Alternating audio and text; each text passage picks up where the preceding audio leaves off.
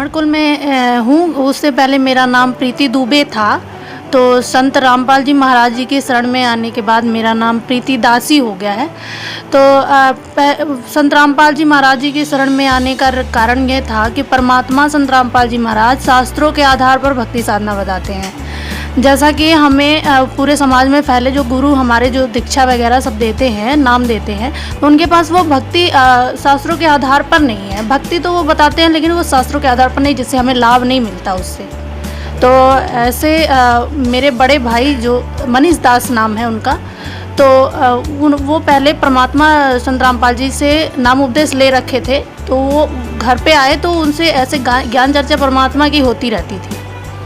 तो फिर ज्ञान चर्चा करते करते हम लोगों को भी परमात्मा के ज्ञान से हम लोग परिचित हुए कि ऐसे शास्त्रों के आधार पर भक्ति तो आज तक किसी ने नहीं बताई जो हमें होनी चाहिए थी, जिसका हमें जानकारी लेना चाहिए था। क्योंकि हमारे यहाँ शास्त्र बहुत रखे रहते हैं लेकिन उसको हम पढ़ते तो नहीं हैं। क्योंकि हमें ये लगता है कि बस हमें इसका सम्मान करना है और कुछ नहीं। उसे कभी नहीं खोला, कभी समझने की कोशिश नहीं की। आज परमात्मा संत रामपाल जी महाराज टीवी के माध्यम से, साधना टीवी चैनल पर 7:30 से 8:30 तक सत्संग आता है, उसको ज़रूर देखें, सभी से प्रार्थना है।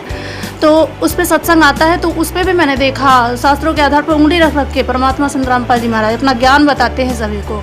उस माध्यम से ज्ञान हुआ और परमात्मा संत रामपाल जी महाराज जी से 2014 में नाम उपदेश मिल गया। तो इस समय जो ब्राह्मण कुल में अन्न अभी जो समाज लगे हुए हैं या अन्न भक्ति कर रहे हैं, इस चैनल के माध्यम से आप उनको क्या संदेश देना चाहेंगे? सर, संदेश परमात्मा का यही है। परमात्मा संत रामपाल जी बताते हैं कि सभी को शास्त्रों के अनुसार भक्ति साधना करनी चाहिए, क्योंकि लाभ उसी से है।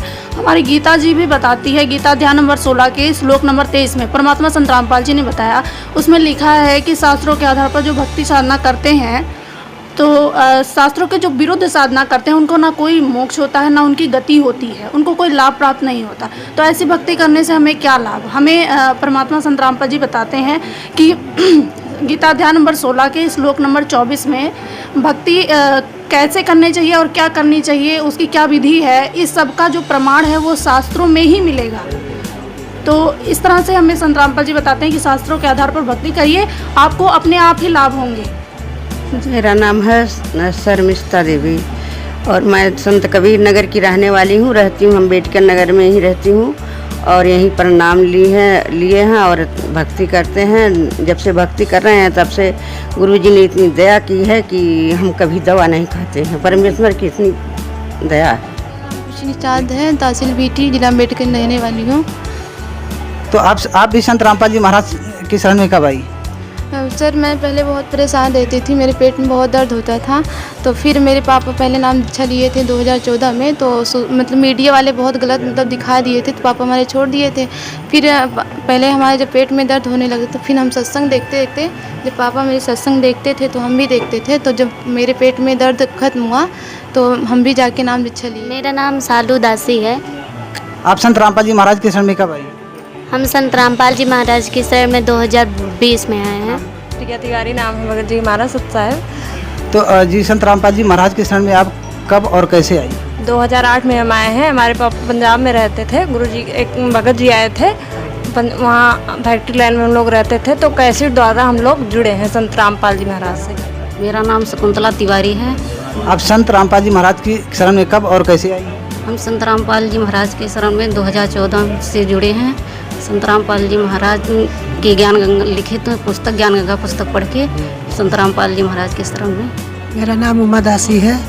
मैं संत रामपाल जी महाराज की शरण में 30 अप्रैल 2020 को आई थी और उनका ज्ञान समझ कर आई थी और मैं बहुत परेशान थी और फिर भी मुझे बहुत आराम हुआ जब से संत रामपाल जी महाराज की शरण में आई। शास्त्रों से प्रमाणित ज्ञान संत रामपाल जी महाराज का पूरे विश्व में भूचाल ला दिया है, जिसको सभी वर्ण के लोग बहुत तेजी से ग्रहण कर रहे हैं। दर्शकों, बस आज तक इतना ही। आगे भी सच्चाई को पुख्ता करने के लिए आपको दिखाते